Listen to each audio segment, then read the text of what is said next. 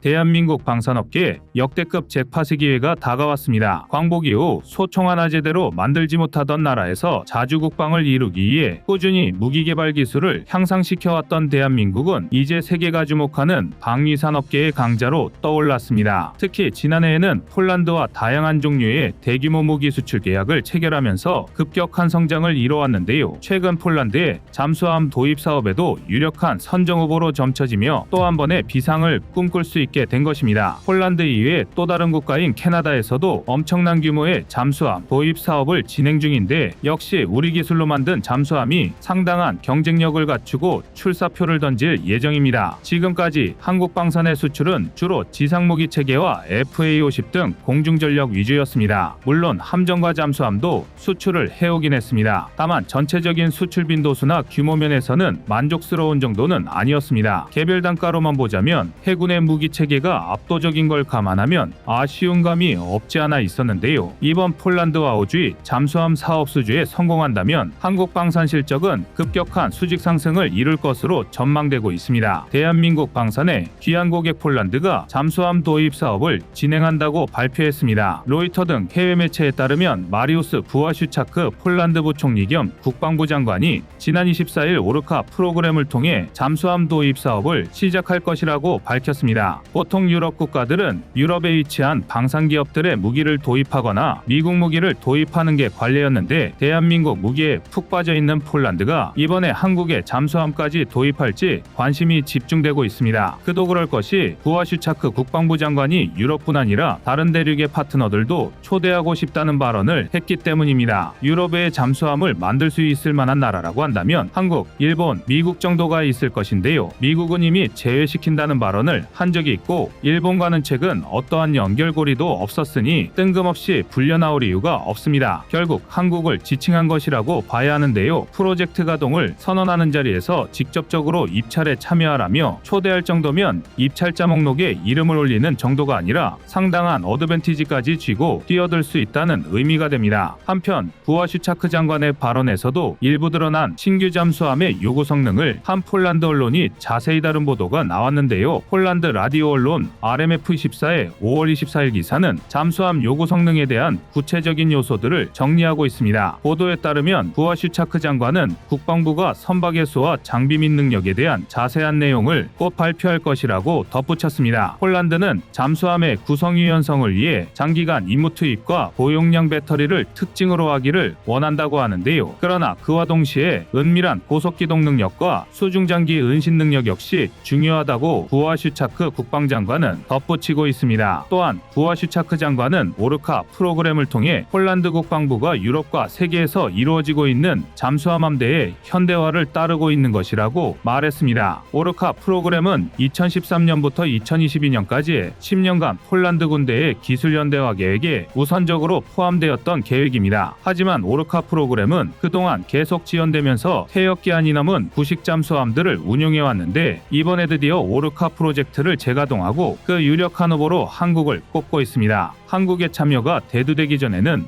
가장 승률이 높은 기종으로 스웨덴의 A26 블래킹 해급이 거론되고 있었습니다. 블래킹 해급은 스웨덴 해군의 차기 재래식 잠수함으로 2015년 건조가 시작된 비교적 최신 모델 중 하나입니다. 배수량 2,000톤급의 스털링 기관 AIP를 탑재하고 수직 발사관의 모듈형 설계를 적용하여 구매자의 요구에 따라 토마호크 미사일을 탑재해 운용할 수 있죠. 그렇게까지 고성능으로 평가받는 기종은 아니지만 스웨덴이 발트의 연안국가인 만큼 환경에 최적화된 설계를 갖췄을 것으로 평가받고 있습니다. 발트해는 수심이 매우 낮은 편인데다가 사방팔방에 암초고 그런 주제의 해상물동량은 어마어마하게 많아서 보는 눈도 엄청나게 많습니다. 불규칙한 조류와 수계의 분포 때문에 소나를 운용하기에 애로사항이 많으며 심지어 주변 국가들은 전부 대잠 전력이 출중합니다. 한마디로 잠수함 몰기에는 최악의 환경이라는 뜻입니다. 블래킹 해급은 이 환경을 극복할 수 있다는 것만으로도 최유력 후보에 들어있을 정도입니다.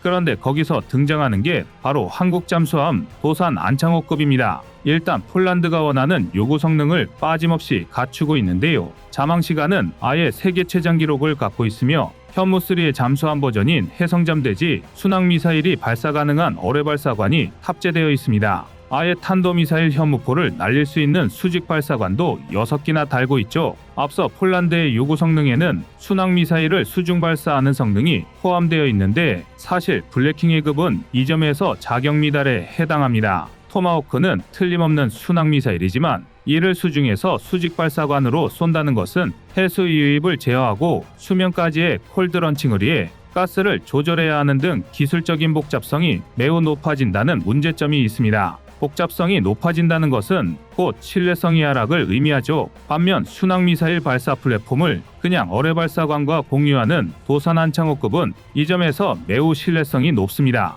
어뢰는 원래부터 수중 발사하게 되어 있기 때문입니다. 게다가 도산 안창호급은 원래부터 한국군이 운용하기 위해 만들어진 잠수함 서해의 수심이 매우 낮고 수많은 섬으로 인해 해저 지형 역시 복잡하다는 것을 생각하면 발트해의 거친 바다에서도 충분한 성능을 발휘할 수 있을 것입니다. 이게 다가 아닙니다. 미국으로부터 지역 안보에 대한 책임을 요구받은 캐나다 역시 잠수함 도입 사업을 진행하고 있습니다. 최근 캐나다는 표류하던 신형 잠수함 도입 사업을 부활시키며 아예 국방부에 잠수함 도입 담당 부서를 신설하는 등 팔을 걷어붙이고 있습니다. 그 규모만 따져봐도 자그마치 대당 2조 원가량의 공격 잠수함을 12척이나 도입하려 하고 있는데요. 다시 말해 단일 무기 체계에만 무려 24조 원이라는 천문학적인 예산을 쏟아붓겠다는 것입니다. 심지어 업계 관계자들은 도입 비용만 24조 원이고 평균적인 잠수함의 전체 수명주기 유지 비용까지 따지면 총 사업비만 최소 80조 원에 육박할 것으로 추정하고 있습니다. 잠수함 하나에만 2022년 한폴 방산 계약 총 금액의 무려 2배가 넘는 금액을 계획 중인 셈입니다.